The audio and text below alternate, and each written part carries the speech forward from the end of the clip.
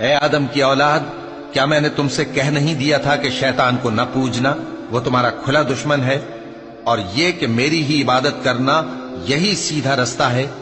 और उसने तुम में से बहुत सी खलकत को गुमराह कर दिया था, तो क्या तुम समझते नहीं थे?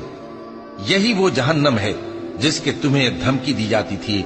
जो तुम कुफ्र करते रहे हो, उसके बदले आज इसमें दाखिल हो जाओ। आज हम उनके मुंहों पर मोहर लगा देंगे, और जो कुछ ये करते रहे थे इनके हाथ हमसे बयान कर देंगे, और इनके पांव इसकी गवाही देंगे।